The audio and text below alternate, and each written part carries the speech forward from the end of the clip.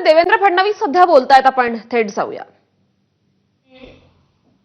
पहिल्यांदा तर मला पुन्हा एकदा आपल्या सर्वांचे आभारही मानायचे आहेत, आपलं अभिनंदनही करायचं आहे की विधानसभा निवडणुकीमध्ये आपण सर्वांनी अतिशय मेहनत करून विदर्भामध्ये एक अभूतपूर्व अशा प्रकारचा निर्णय किंवा निकाल या ठिकाणी प्राप्त केला आणि पुन्हा एकदा विदर्भ हा भारतीय जनता पार्टी आणि महायुतीच्याच पाठीशी आहे हे तुम्ही सगळ्यांनी दाखवून दिलं. त्याबद्दल तुमच्या सर्वांचे मनापासून आभार मानतो, तुमचं अभिनंदन करतो. खरं म्हणजे काही जागा आपण अतिशय कमी मतांनी हारलो, अन्यथा यावेळी एक नवीन रेकॉर्ड आपण विदर्भात तयार करू शकलो असतो. पण जे काही मिळालेलं मतदान आहे यामुळे मी स्वतः आनंदी पण आहे, समाधानी पण आहे. एकूणच महाराष्ट्रामध्ये आपण बघितलं की सगळे रेकॉर्ड या 2024च्या विधानसभेच्या निवडणुकीमध्ये आपण तोडले. यापूर्वी आपला जो सर्वाधिक स्कोर होता, हायएस्ट स्कोर होता, तो आदरणीय मोदीजींच्या नेतृत्वामध्ये जेव्हा आपण 2014च्या निवडणुकीमध्ये विधानसभेत स्वतःच्या भरोशावर कुठली त्यावेळच्या शिवसेनेसोबतची युती न करता आणि आपले छोटे सगळे महायुतीतले पार्टनर घेऊन उतरलो होतो, त्यावेळी 122 जागा आपण जिंकल्या होत्या. पण यावेळी भारतीय जनता पक्षाने कमाल केली आहे, आपल्या सगळ्या कार्यकर्त्यांनी कमाल केली आहे आणि 132 आणि 5 अशा 137 जागा या भारतीय जनता पक्षाच्या नेतृत्वामध्ये आपण जिंकलो. आणि मला असं वाटतं की गेल्या 40 वर्षात महाराष्ट्रामध्ये कुठल्या एका पक्षाला इतक्या जागा मिळालेल्या नाहीत. हा 30-35 वर्षाचा रेकॉर्ड जवळपास आपण त्या ठिकाणी मोडला आणि कानाकोपऱ्यामध्ये सगळीकडे भारतीय जनता पार्टी ही विजयी झालेली आपण सगळ्यांनी बघितली. आणि अर्थातच एक प्रचंड मॅन्डेट 232 जागा एखाद्या महायुतीला मिळणं हाही एक नवीन रेकॉर्ड झाला. कारण आपल्याला माहिती आहे की यापूर्वीचा रेकॉर्ड महाराष्ट्रातला हा 222 जागांचा होता, तोही रेकॉर्ड आपण तोडला. त्यामुळे जनतेने अतिशय भरभरून अशा प्रकारचा विजय या विधानसभेच्या निवडणुकीमध्ये आपल्याला दिला. आणि आता निवडणुकीनंतर आपल्या सरकारने कामाची सुरुवात केली आहे. वेगवेगळ्या योजनांच्या माध्यमातून या 5 वर्षामध्ये महाराष्ट्रातल्या सामान्य जनतेच्या आशा, आकांक्षा आणि अपेक्षा या पूर्ण करण्याचा प्रयत्न हा आपण करणार आहोत. मला याची कल्पना आहे की ज्यावेळी लोक भरभरून देतात त्यावेळी अपेक्षा देखील तशाच असतात आणि त्या अपेक्षेच्या अनुरूप काम हे आपल्याला करावं लागेल. पण मला विश्वास आहे की देशामध्ये मोदीजींचं सरकार हे आपल्या पाठीशी आहे आणि महाराष्ट्रामध्ये महायुतीच्या सरकारला मिळालेला भक्कम पाठिंबा त्याने आपला आत्मविश्वास वाढलेला आहे. त्यामुळे मी आपल्याला आज एक गोष्ट निश्चितपणे सांगतो की हे सरकार ज्यावेळेस 5 वर्ष पूर्ण करेल त्यावेळी महाराष्ट्राचं पूर्ण ट्रान्सफॉर्मेशन झालेलं हे आपल्याला पाहायला मिळेल.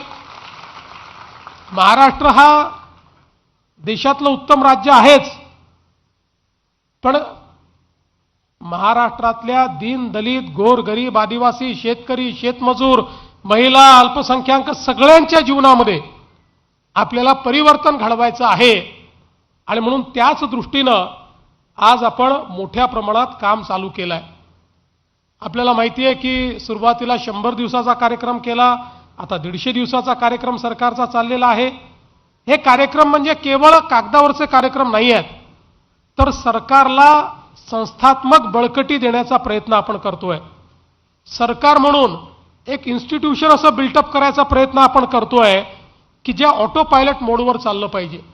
आज आपण पाहतो की एखादा अधिकारी चांगलं काम करतो, एखादा अधिकारी वाईट काम करतो, एखाद्या जिल्ह्यात चांगलं काम होतं, एखाद्या जिल्ह्यात खराब काम होतं. असं न होता एक इन्स्टिट्यूशन म्हणून आपल्याला ही मशिनरी बिल्ड करायची आहे की ज्यातनं सरकारच्या योजना युनिफॉर्मली सगळ्या भागांमध्ये योग्य प्रकारे पोचल्या पाहिजेत, त्या पारदर्शी पद्धतीनं सामान्य माणसापर्यंत पोचल्या पाहिजेत. आणि याच दृष्टीनं आपण हे सगळं काम सुरू केलेलं आहे. आणि मी हे देखील आपल्याला सांगू इच्छितो की आता आपण लॉंग टर्मचा विचार करतो. म्हणजे तात्कालिक जे विषय आहेत त्याच्यावर तर काम चाललेलंच आहे, पण एक लॉंग टर्म विजन हे आता आपण या ठिकाणी मांडलेलं आहे. आपल्याला माहिती आहे की आज शेती क्षेत्रामध्ये मागच्या काळामध्ये विशेषतः विदर्भामध्ये आपण मोदीजींच्या सरकारकडनं बळीराजा योजना या ठिकाणी आणली. आणि या बळीराजा योजनेमुळे जवळपास 20 वर्ष विदर्भातले जे 89 प्रकल्प अर्धवट होते किंवा नुसती घोषणा झाली होती, सुरू झाले नव्हते, असे 89 सिंचनाचे प्रकल्प आपण जवळपास पूर्ण केले किंवा पूर्णत्वास आणले आहेत. पुढच्या 4-6 महिन्यात ते पूर्ण होतील. यासोबत मोठे प्रकल्प आपले गोसीखुर्द सारखा प्रकल्प असेल किंवा इतर मोठे प्रकल्प असतील, याचंही काम अत्यंत वेगाने आपण केलं. आपण जर बघितलं असेल तर जवळपास केंद्र सरकार आणि राज्य सरकारच्या माध्यमातून आपण 30 ते 40 हजार कोटी रुपयाची गुंतवणूक या ठिकाणी केली आणि त्यातनं मोठ्या प्रमाणात सिंचनाच्या सोयी या आपल्याकडे उभ्या झाल्या पाहिजेत अशा प्रकारचा प्रयत्न केला. खरं म्हणजे मध्यंतरी 2.5 वर्ष जर हे सरकार या ठिकाणी दुसरं महाविकास आघाडीचं स्थगिती सरकार नसतं तर यातले अनेक प्रोजेक्ट्स हे आपले पूर्ण झाले असते. आणि आता त्याच्याही पलीकडे आपण चाललो आहोत. आपल्याला माहिती आहे की आता आपण या ठिकाणी वैनगंगा नळगंगा सारखा प्रोजेक्ट घेतलेला आहे. या बावनकुळे साहेब,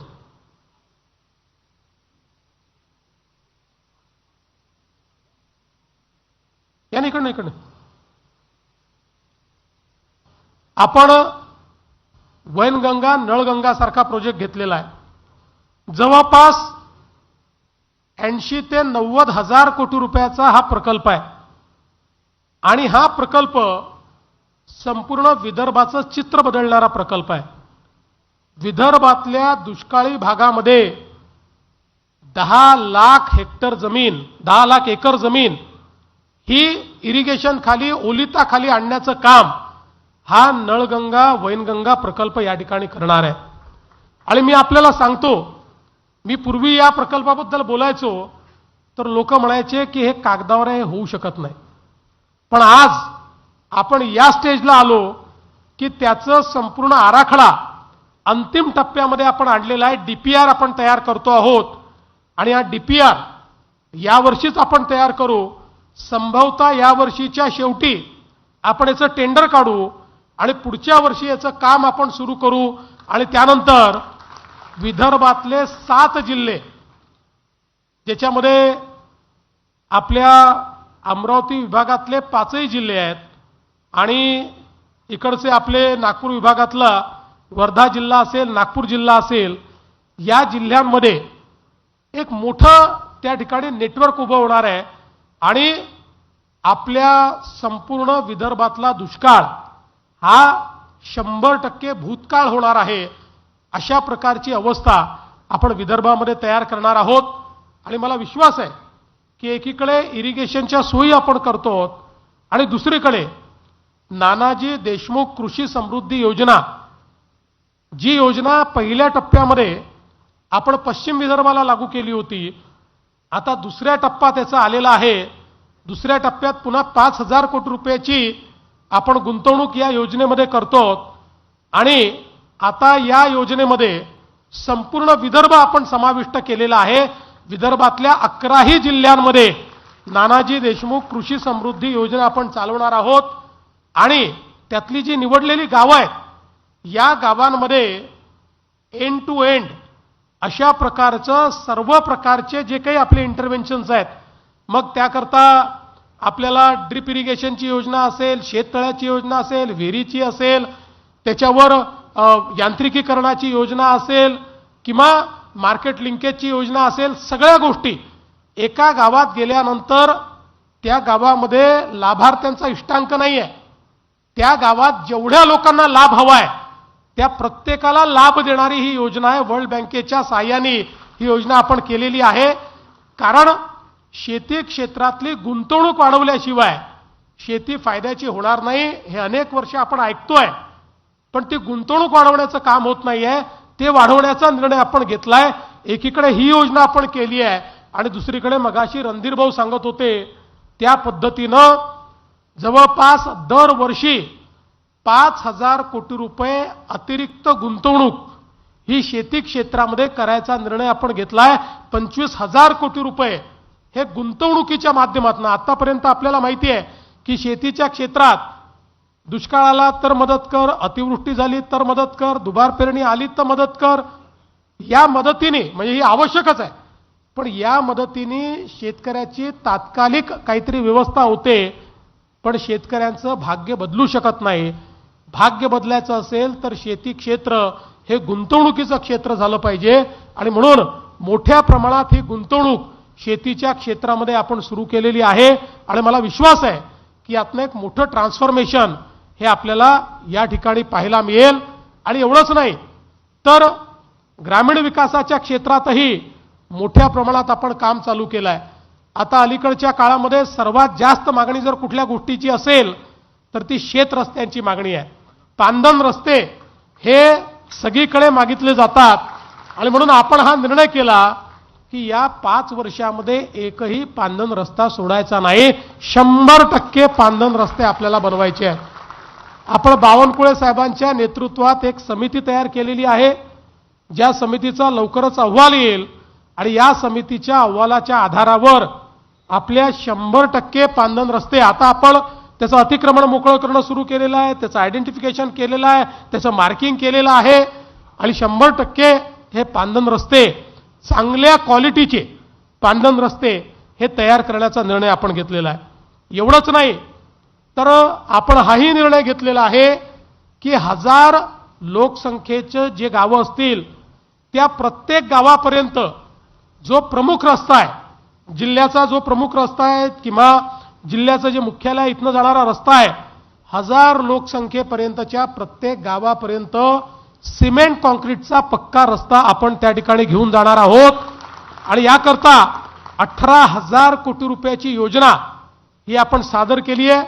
ती आपण वर्ल्ड बँक आणि एशियन डेव्हलपमेंट बँक या दोघांकडून आपण मंजूर करतोय.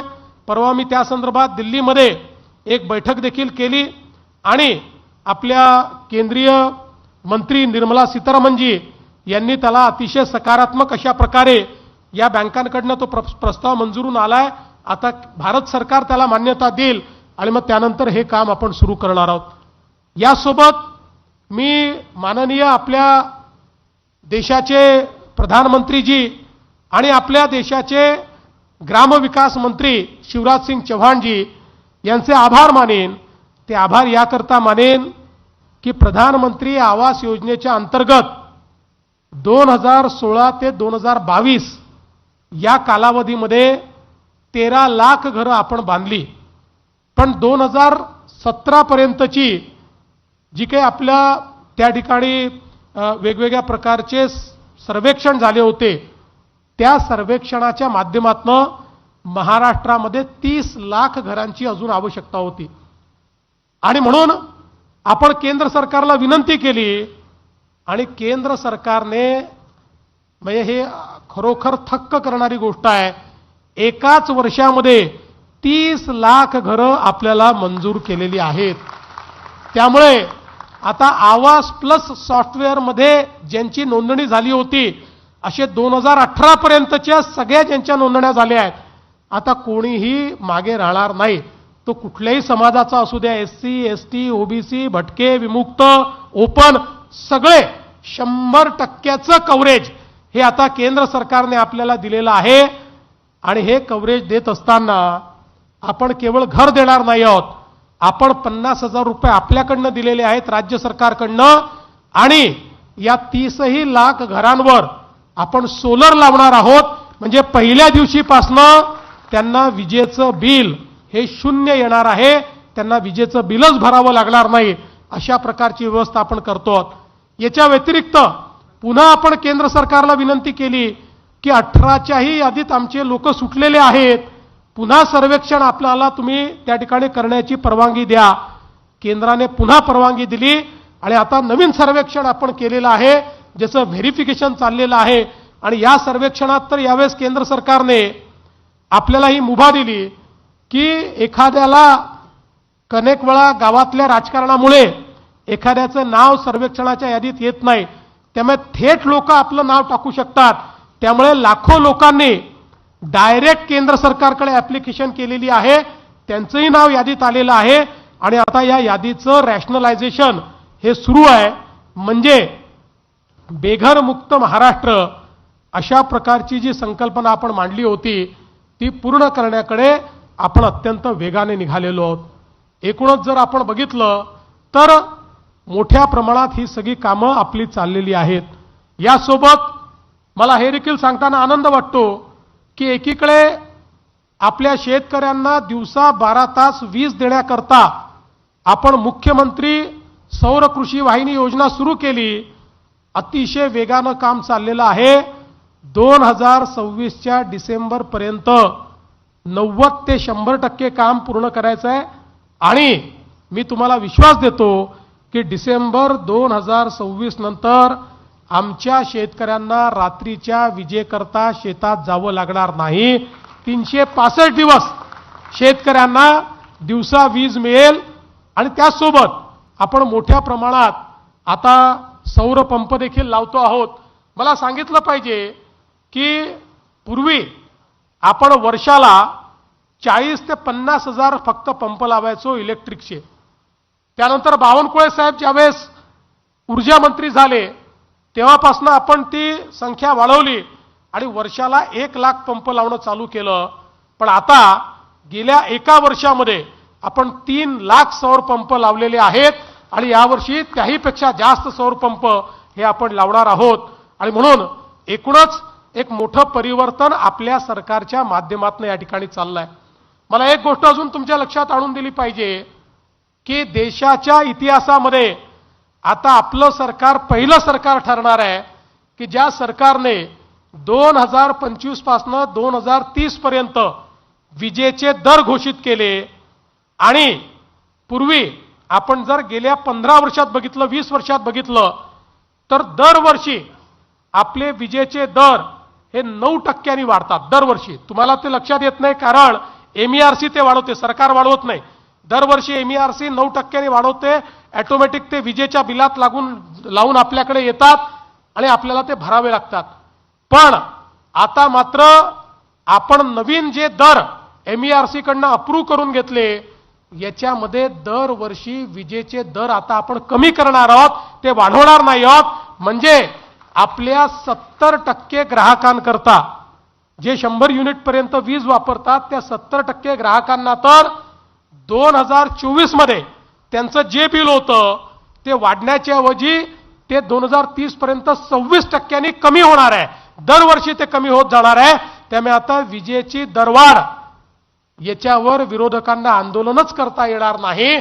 5 वर्षाचे रेट घोषित करून टाकलेले आहेत आणि ते दरवर्षी आपण कमी केलेले आहेत. एक प्रकारे मोठं ट्रान्सफॉर्मेशन आपल्या सरकारच्या माध्यमातून या ठिकाणी चाललेलं आहे. आज आपण पाहू शकतो की मोठ्या प्रमाणात समृद्धी महामार्गामुळे एक परिवर्तन झालेलं आपल्याला पाहायला मिळतंय आणि विदर्भामध्ये आज इंडस्ट्री मोठ्या प्रमाणात येते. आपण पाहतोय नागपूर असेल, चंद्रपूर असेल या भागामध्ये चांगली इंडस्ट्री आली. पण आता तर गडचिरोली हे आपलं नवीन इंडस्ट्रियल मॅग्नेट तयार झालेलं आहे आणि एकट्या गडचिरोली जिल्ह्यामध्ये आपल्याकडे जे इन्व्हेस्टमेंटचे प्रपोजल आले आहेत किंवा ज्यांच्याशी चर्चा चाललेली आहे त्या सगळ्याची एकंदरीत गुंतवणूक जर आपण बघितली तर 2 लाख कोटी रुपयाची गुंतवणूक एकट्या गडचिरोलीमध्ये होणार आहे. परवा मी लॉयड्सचं उद्घाटन केलं. ऑलरेडी 14,000 लोक कामाला लागलेले आहेत. आणि आपण जर बघितलं 14,000 लोक कोण आहेत? SC ST OBC पोरं आहेत, आपले स्थानिक आहेत सगळे. त्यांना ट्रेनिंग त्या ठिकाणी मिळालं आहे. आणि परवा मी भूमिपूजन केलं. जे 30 महिन्यात जो प्लॅन तयार होईल त्या ठिकाणी 20,000 लोक अजून कामाला लागणार आहे. आता हीच इकोसिस्टीम आपल्याला वर्धेला देखील त्या ठिकाणी पाहायला मिळेल. अशाच प्रकारची इकोसिस्टीम आपल्याला विदर्भाच्या अन्य भागात देखील पाहायला मिळेल. आज आपण पाहतोय अमरावतीला आपण एक प्रकारे टेक्सटाईल हब तयार केला. मोठ्या प्रमाणात गुंतवणूक आली. आता PM मित्राचा टेक्सटाईल हब त्या ठिकाणी आल्यानंतर जवळपास 2 लाख लोकांच्या रोजगाराची निर्मिती हा एकटा अमरावती जिल्ह्यामध्ये त्या ठिकाणी होईल आणि लगतच्या यवतमाळ वगैरेच्या सगळ्या भागामध्ये होताना आपल्याला पाहायला मिळेल. त्यामुळे आपण जर विचार केला तर एकूणच महाराष्ट्रातला जो आपला विदर्भाचा भाग आहे या भागामध्ये मोठ्या प्रमाणात आपण आता हळूहळू गुंतवणूक आणतोय. एकेका जिल्ह्यामध्ये आता गुंतवणूक येणं सुरू झालेलं आहे आणि मला विश्वास आहे की पुढच्या काळामध्ये चांगल्या प्रकारची औद्योगिक गुंतवणूक ही विदर्भामध्ये आपल्याला पाहायला मिळेल आणि त्यातनं मोठ्या प्रमाणात रोजगाराची निर्मिती देखील आपण या माध्यमातून करणार आहोत. आणि म्हणून मला हे सगळं सांगत असताना आपल्याला एक गोष्ट अजून लक्षात आणून द्यायची आहे की एकीकडे आपण मोठ्या प्रमाणात विकास करतो, शहरांचा विकास करतो. आज आपण पाहू शकतो की 14 ते 19च्या दरम्यान आपल्या प्रत्येक शहराचा चेहरा आपण बदललाय. आज वर्धेसारखं शहर हे 2014च्या पूर्वी कशा प्रकारे होतं आणि आज कशा प्रकारे आहे. आपण जिथे बसलेलो आहोत हे देखील 2014 नंतर तयार झालेलं आहे, आपल्या सरकारने तयार केलेलं आहे. त्यामुळे प्रत्येक शहराचा चेहरा आपण बदललेला आहे. पण एक गोष्ट लक्षात ठेवली पाहिजे की आपले विरोधक हे आपल्याशी विकासामध्ये स्पर्धाच करू शकत नाही. मोदीजींनी विकासाची दिशा आणि विकासाचा जो वेग आपल्याला दिलेला आहे त्याच्याशी त्यांना स्पर्धा करता येत नाही आणि म्हणून ते मिसइन्फॉर्मेशन कॅम्पेन चालवतात. आपण बघा ते रोज एक वेगळा नरेटिव्ह त्या ठिकाणी देण्याचा प्रयत्न करतात. ज्यावेळी विकासाची स्पर्धा आपल्याला करता येत नाही त्यावेळी विकासावर चर्चाच होऊ द्यायची नाही. विकासावर चर्चा झाली तर लोक त्यांना प्रश्न विचारतात, वर्षानुवर्ष तुम्ही या ठिकाणी सत्तेमध्ये होतात, मध्ये देखील 2.5 वर्षाचं तुमचं सरकार होतं, तुम्ही नेमकं काय केलं दाखवा. दाखवण्यालायक एकही गोष्ट त्यांच्याकडे नाही आणि म्हणून ते विकासावर चर्चा करत नाही. ते रोज नवनवीन नरेटिव्ह तयार करण्याचा प्रयत्न करतात. मग कधी नरेटिव्ह काय तयार होतो तर या ठिकाणी विशेष जनसुरक्षा कायदा हा कायदा आंदोलन चिरडून टाकण्याकरता तयार केलेला आहे, लोकशाहीच्या विरोधी तयार केलेला कायदा आहे. अशा प्रकारचा नरेटिव्ह पेरण्याचा प्रयत्न होतो. खरं म्हणजे पहिल्यांदा तर मला हे सांगितलं पाहिजे की हा जो कायदा आपण केला या कायद्याकरता आम्ही स्वतः निर्णय घेतला की याच्यावर जाणीवपूर्वक लोकांमध्ये कन्फ्युजन तयार केलं जाईल आणि म्हणून आपल्याला काही घाई नाही. आपण संयुक्त चिकित्सा समिती तयार केली, बावनकुळे साहेबांना अध्यक्ष केलं आणि विरोधी पक्षाचे सगळे नेते, सगळे प्रमुख नेते हे या संयुक्त चिकित्सा समितीमध्ये होते. त्या चिकित्सा समितीमध्ये त्याचं क्लॉज बाय क्लॉज वाचन झालं. प्रत्येक क्लॉजचं वाचन झालं, त्याच्यावर चर्चा झाली. त्यांनी काही 3-4 ऑब्जेक्शन घेतले, ते आपण मान्य केले, ते बदलही केले. त्यानंतर शेवटच्या दिवशी पूर्ण कायद्याचा जो काही अहवाल तयार झाला सभागृहासमोर मांडायचा, त्या अहवालावरही चर्चा झाली आणि एकमताने सगळ्यांनी हा अहवाल मान्य केला. आणि त्यानंतर मग बावनकुळे साहेबांनी तो अहवाल मांडला आणि मग आम्ही त्याचं बिल त्या अहवालाचं मंजूर केलं. मात्र नंतर वरून इंजेक्शन मिळालं आणि ते इंजेक्शन मिळाल्याबरोबर काही पोपट हे बोलायला लागले कायद्याच्या विरोधात. पण त्यांची आफत अशी आहे, सहनही होत नाही आणि सांगताही येत नाही. कारण मंजुरी त्यांनीच दिली आहे, क्लॉज टू क्लॉज वाचलेला, आणि त्यांना मनातनं माहिती आहे, त्यांनी चूक काही केली नाही. त्यांना हे मनातनं माहिती आहे की या कायद्यामध्ये काहीही लोकविरोधी, लोकशाही विरोधी नाही आहे. खरं म्हणजे हा कायदा का आपण आणला? हा कायदा आणण्याचं एकच कारण आहे की आज आपल्या सगळ्या माओवाद अफेक्टेड किंवा नक्षलवाद अफेक्टेड जो एरिया आहे याच्यामध्ये बंदुका घेऊन लढणारे आता जवळपास संपुष्टात येत आहेत. बोटावर मोजण्या इतके लोक या ठिकाणी राहिलेले आहेत. गेल्या 10 वर्षात एकतर आपण सफाया केलाय, नाहीतर त्यांनी आत्मसमर्पण केलाय. आणि म्हणून मग हे जे अराजकतावादी शक्ती आहेत, ज्यांना भारताचं संविधान मंजूर नाही, ज्यांचं म्हणणं आहे की माओच्या विचाराने भारत चालला पाहिजे, त्यांना भारताचं डॉक्टर बाबासाहेब आंबेडकरांचं संविधान हे माओच्या विचाराचं नाही आहे आणि म्हणून आम्हाला ते मान्य नाही, असं सांगणारे हे जे सगळे लोक आहेत, या सगळ्या लोकांनी त्या ठिकाणी एक नवीन स्ट्रॅटेजी तयार केली आणि त्यात त्यांनी ठरवलं की आता जंगलात लढणं कठीण आहे, बंदूक घेऊन लढणं कठीण आहे. आता युनिव्हर्सिटीमध्ये, शहरांमध्ये, मोहल्ल्यांमध्ये, संस्थांमध्ये ही अराजकतावादी विचारसरणी पेरायची आणि मग त्याचं एक पूर्ण त्यांनी कॉन्स्टिट्यूशन तयार केलं, स्वतःचं संविधान तयार केलं, स्वतःच्या प्रोसेसेस तयार केल्या. त्या सगळ्या आपल्याकडे आहेत, मी त्या वाचून दाखवलेल्या आहेत. कशा प्रकारे भारतामध्ये सामान्य माणसाचा भारतीय संविधानावरचा विश्वास ढळला पाहिजे, अशा प्रकारची व्यवस्था उभी करायची, अराजक उभं करायचं, संविधानाने तयार केलेल्या संस्थांवर प्रश्नचिन्ह निर्माण करायचं आणि मग सर्वांना एकमेकाच्या विरुद्ध लढायला मजबूर करायचं. अशा प्रकारच्या मानसिकतेने हे अर्बन नक्षल या ठिकाणी काम करतायत. त्याचे सगळे पुरावे सापडले. बरं, आपण म्हणतो असं नाही. ज्यावेळेस युपीएचं सरकार होतं, मनमोहन सिंगाचं सरकार होतं, पहिली बंदी त्यांनी टाकली. ती बंदी पश्चिम बंगालच्या कम्युनिस्ट सरकारच्या बुद्धदेव भट्टाचार्याच्या मुख्यमंत्र्यांच्या हाताने ती बंदी त्यांनी टाकली आणि त्यांनी सर्वोच्च न्यायालयामध्ये ॲफिडेव्हिट दाखल केलं की डावी कडवी विचारसरणी म्हणजे अर्बन माओवादी हे देशाच्या संपूर्ण व्यवस्थेला त्या ठिकाणी खोखलं करण्याचा प्रयत्न करतायत, देशाच्या संस्थांना खोखलं करण्याचा प्रयत्न करतायत आणि म्हणून यांच्या विरुद्ध कारवाई करणं गरजेचं आहे, यांच्यावर बॅन आणणं गरजेचं आहे. आणि म्हणून 4 सरकारांनी जनसुरक्षा कायद्यासारखा कायदा तयार केला आणि देशामधल्या जवळपास 80 पेक्षा जास्त संस्था बॅन केल्या.